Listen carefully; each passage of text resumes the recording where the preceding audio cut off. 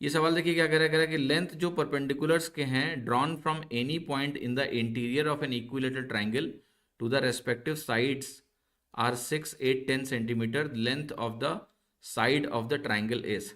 तो देखो ये किस एक्सप्रेशन पे बेस्ड होता है, मैं आपको समझाता हूँ।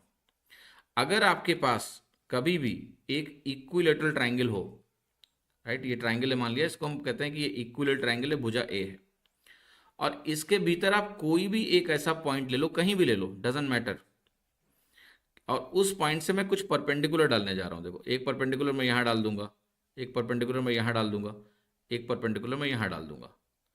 मैं 3 परपेंडिकुलर उस पॉइंट से डाल रहा हूँ भुजाओं पर। एक भुजा मान लेते हैं एल लेंथ की है परपेंडिकुलर, एक एम की है और एक एन की है। ये पॉइंट कहीं भी हो सकता है, मैटर नहीं करता है कि कहाँ लिया आपने, अंदर होगा।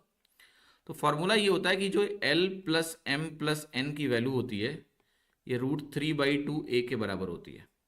या हम ये कह लें कि भुजा की वैल्यू जो होती है ये 2/√3 into L plus M plus N होती है। L plus M plus N क्या हुआ, sum of length of perpendiculars drawn from any point inside the triangle to the sides.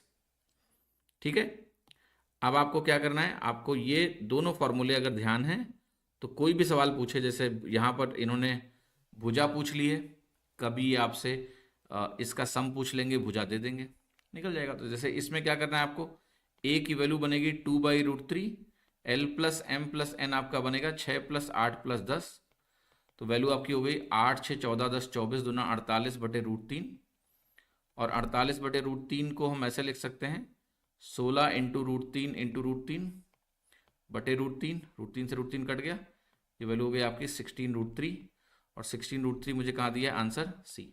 सी आपका यहाँ पर सही उत्तर हो गया। ठीक है।